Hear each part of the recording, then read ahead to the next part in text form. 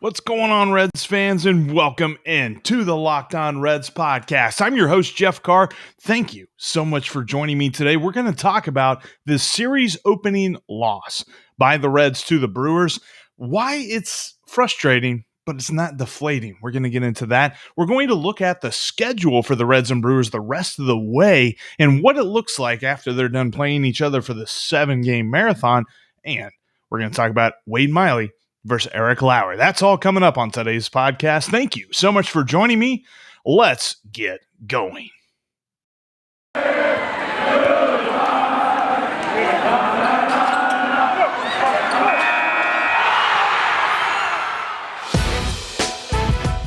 It's the Locked On Podcast Network, your team every day.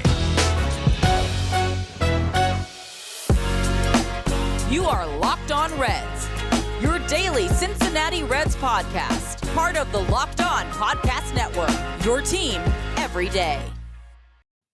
What's going on, Reds fans, and welcome in to the Locked On Reds podcast. I'm your host, Jeff Carr. Thank you so much for joining me for today's episode. If you don't already subscribe to the YouTube channel, make sure that you do that right now. That way you don't miss anything I've got for you this season. Also, follow me on your favorite podcasting app.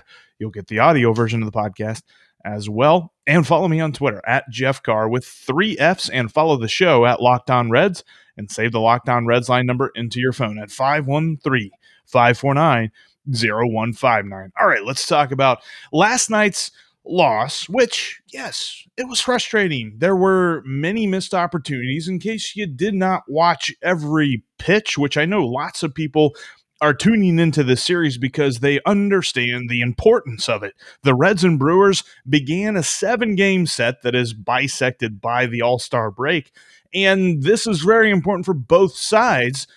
The Brewers are a little bit more in the driver's seat than the Reds are, but this is something where either team can like the Reds can make a huge case and a huge play for first place, or the Brewers can knock them out of the race. So there's a lot riding for both teams.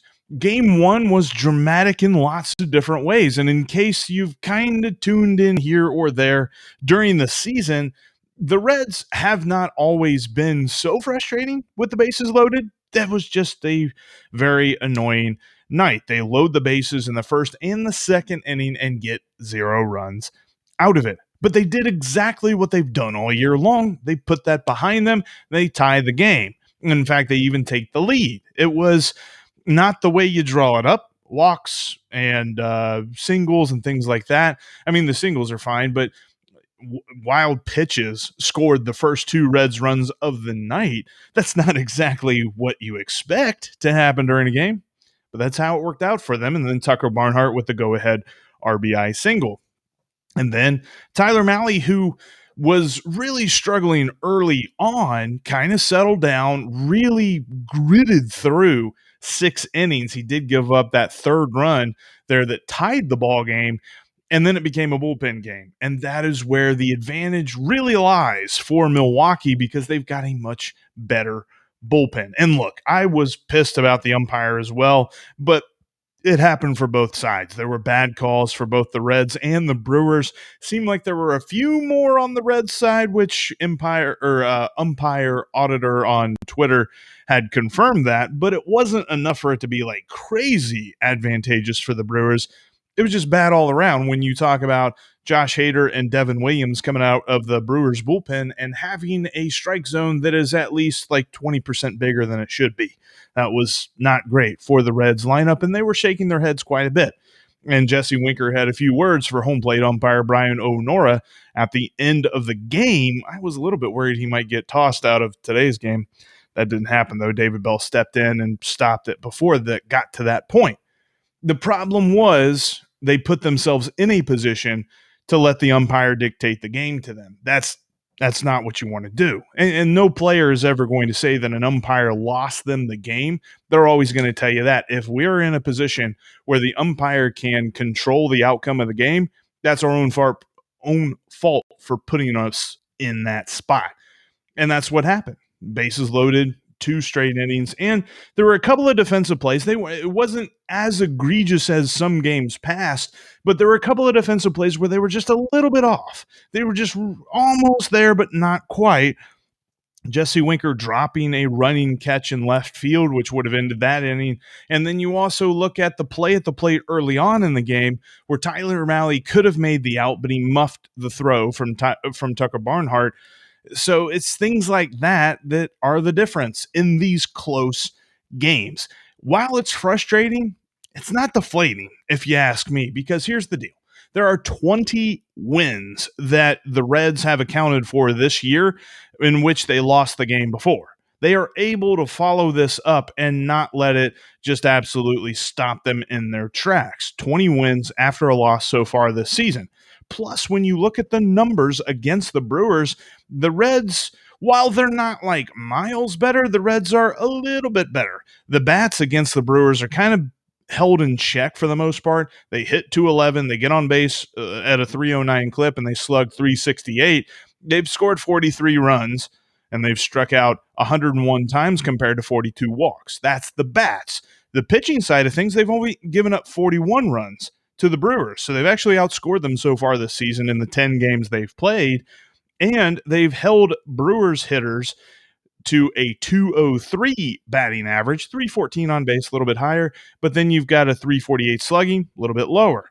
So while we look at things and we say that, wow, the Brewers have a much better pitching staff than the Reds do, it's not that much better. And now, yes, you're going to say they haven't faced Corbin Burnes and Brandon Woodruff, and they've definitely benefited from that. They have faced Freddie Peralta pretty much in every series that they've played them, and they'll face him again on Saturday. And they'll get Brandon Woodruff on Sunday. But overall, I'm saying that to say this. The Reds and Brewers are a much more closer team, closer talent level than a lot of people are thinking.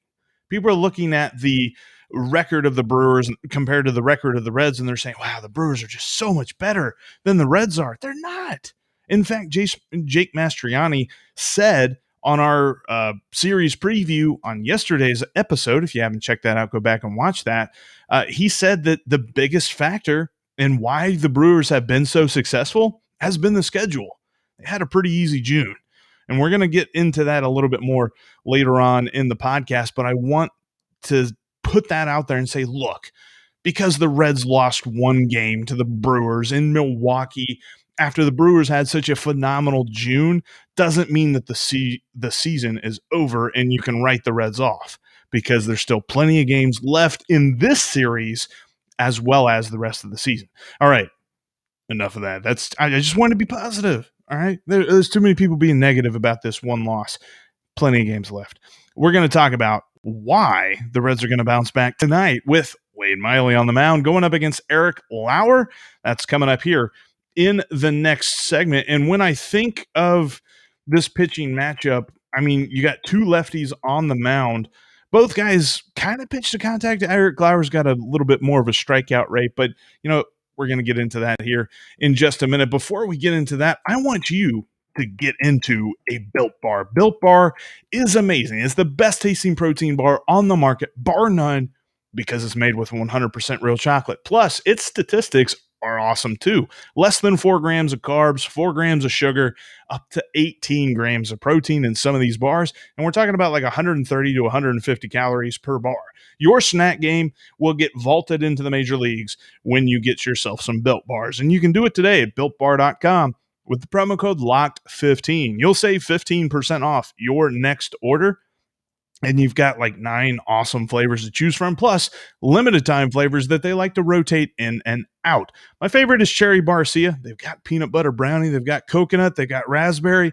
Something for everyone. Check it out today at BuiltBar.com and use the promo code LOCKED15 to save 15% off your next order.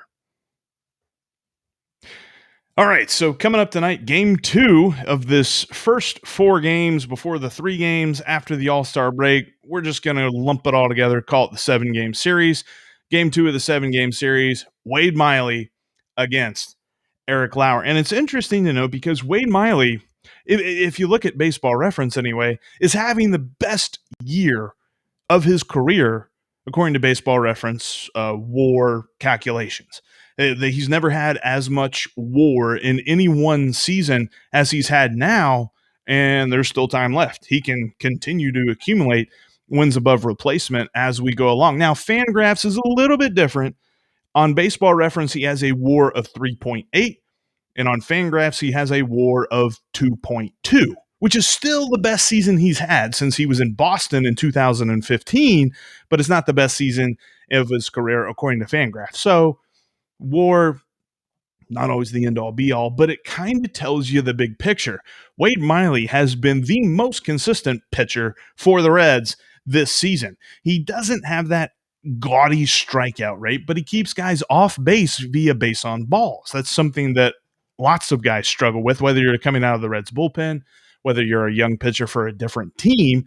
But that's just something that Wade Miley is good at limiting. And he limits hard contact. Guys don't get strong hits. They don't barrel up his pitches the way that they barrel up other guys. And I love the way that he just works quickly. When he is in the zone, no one else can catch up to him. In fact, I'm always amazed, and I think we'll see Tyler Stevenson hitting today since Eric Lauer is a left-handed pitcher, but I'm always amazed that whoever is catching Wade Miley can keep up with him. Like, do they have to take some kind of pill beforehand? I don't even know. Like, you got to have some real good caffeine or something before, speaking of which, before you catch Wade Miley, because that dude flies through a game when he is in the zone. And then I look at on the other side of the diamond, the guy that the Reds have to go up against, Eric Lauer. They've faced him twice already this season, once in relief, once as a starter. All total, Eric Lauer has thrown 9 innings against the Reds, and they've scored 6 runs off him. In fact, they've played pretty well against this left-hander. This guy is the one who bucks the trend for them, as we have talked about many times before. The Reds just don't hit lefties. For some reason, they hit Eric Lauer. He's allowed 6 runs to the Reds, 7 hits, 8 walks. He does have 9 strikeouts in those 9 innings, but all total, he's thrown 170 pitches, i.e., Reds lineup needs to be patient tonight. They need to continue to work him and make him throw lots and lots of pitches. It's interesting to note, though, because he is the perfect encapsulation of what kind of left-handed pitcher dominates the Reds. An unimpressive lefty. If you look at his Baseball Savant page, he is in the middle of every single category. He's not really bad at anything, but he's also not really good at anything. He does have a better than league average strikeout rate, but it's nothing that's going to get him any sort of accolades.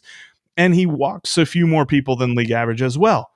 He doesn't really give up hard contact. It's right around league average, but again, that's something that the Reds have exploited. They haven't hit a home run off of him this year. They've just had timely hits, getting guys on, getting them over, and getting them in.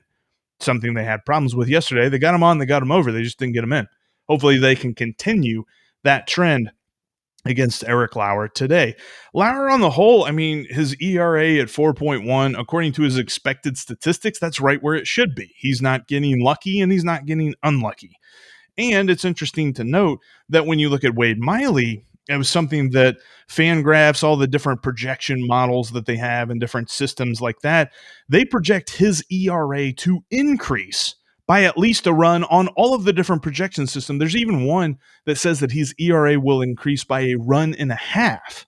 So what's going to give tonight? Is this something that is going to happen for the Brewers lineup, or is this something that's going to happen for the Reds lineup? Because it felt like the Reds had so many opportunities to blow that game wide open in game 1. Do they actually make that happen here in game 2? That's the kind of thing that they need to win this series, because they've been able to hold this Brewers lineup, which outside of some home runs that they've hit all year long, which is kind of the main way that they score runs, again, calling back to what Jake Mastriani was talking about, you can hold this lineup down for the most part. So what happens? I mean, are we going to see Avisail Garcia beat the Reds? Are we going to see Christian Yelich beat the Reds? Or will they be able to hold them in check? Because I feel like 5 runs is the top of the potential. Maybe 6 runs is the top of the potential for this Brewers lineup, especially when you got Wade Miley on the mound. He gets into a groove. It could be a lot less than that as well. So I'm looking for a win tonight. I'm looking for a bounce back game for our Cincinnati Reds based on the pitching matchup. But again, baseball's not played on paper. And who knows, this could be the night that Eric Lauer, the typical left-handed pitcher that just dominates the Reds lineup, maybe he gets right against them. I hope that's not the case. All right, coming up here in just a minute, we're going to look at the future. I'm going to pull out, no, I don't have a crystal ball, but we're going to talk about the upcoming schedule after this 7-game series is over between the Reds and Brewers, as we won't be talking again until this first 4 games is over. We'll be talking on Monday. So I want to break down what's coming for the Reds and the Brewers. That's a topic of interest as we talk about who wins and who loses this series. Before I talk about that, though, I want to let you know that you can still get in on the action at betonline.ag with the promo code Locked On and get 50% added onto your initial deposit. You can start your bankroll off the right way with that promo code and make some money instantly. Plus, I'll give you a tip from time to time. Not going to lie, the tip that I gave you yesterday didn't work out. The over-under of 8.5, they scored 8 runs, so that was the under. But I'm usually not too bad at these tips. Just don't have one for you today. I'm feeling strongly about the Reds bouncing back, but I don't necessarily know that I want to take the money line on that. I'm just going to leave that one be because this is a huge series for the Reds. And I think almost every one of these games, the ending is going to include the word dramatic. Whoever wins, it's going to be dramatic if the Reds win, dramatic if the Brewers win. That's just the way these two teams are built, and it's probably the way the rest of the season is going to go. Anyway, back to Bet Online. They've got great lines when we're talking about Major League Baseball. The NBA finals that are happening right now, the NHL just wrapped up, so no more on that, but they've got futures for the NFL. Plus, you've got Conor McGregor and Dustin Poirier fighting this weekend. They'll be all over that. Check out betonline.ag today and set up your profile with the promo code Locked On to get 50% added onto your initial deposit. All right, let's look down the road. Let's look at what's coming for both the Reds and the Brewers. We are now to the point we're going to pretend that the 7-game series is over. We're going to pretend that the Reds just won the next 6 games. No big deal.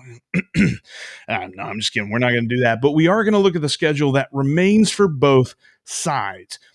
Obviously, since they play in the same division, they play the same non-divisional opponents, but there are 2 differences when you look at the Brewers and the Reds schedule the rest of the way. The Reds are done with the Royals. They don't play them again, while the Brewers have 2 more games against them. Oddly enough, they're 0-2 against the Royals this season. The Brewers also have a very important non-divisional opponent on their schedule that the Reds are already finished with, and that's the San Francisco Giants. Now, will the Giants dominate the Brewers as much as they did the Reds? Who knows? Maybe by the time that the Brewers and Giants face off, the Giants have come back down to earth. Hopefully, that's not the case. But the important thing is the biggest difference in the Reds and the Brewers the rest of the way is that the Brewers are largely done with the Cubs and Pirates, and the Reds aren't. The Brewers only have 7 games left against the Cubs and 9 games left against the Pirates. In fact, according to Ken Rosenthal of the Athletic, the Cubs are expected to be selling off pieces here during the trade deadline season. So they could be a lot worse. The Reds have 10 games against them. Maybe they can make some hay. The Pirates, the Reds face 13 times the rest of the way, while the Brewers face the Cardinals 13 times. So it's interesting to see the way that falls and the way that September is for the Reds. They play the Pirates 9 times in that final month. They play the Pirates, Twins, and Marlins 13 times in the month of August. I look at those 22 games as an opportunity. How they look in these final 7 games. And the Reds and Brewers have another 3-game series in the middle of August in Milwaukee. So all total, 9 games remain for the Reds and Brewers the rest of the way.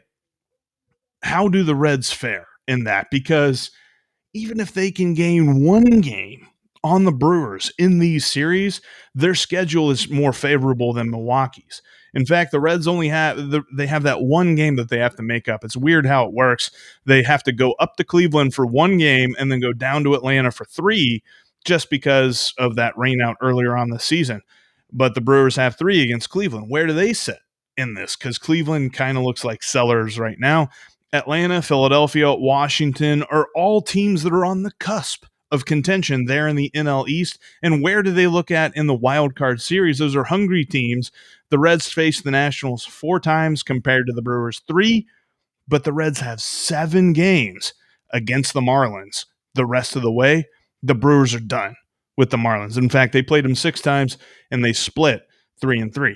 There's opportunities abound, and you can break down you can look because the Brewers and Reds are both done with the Diamondbacks.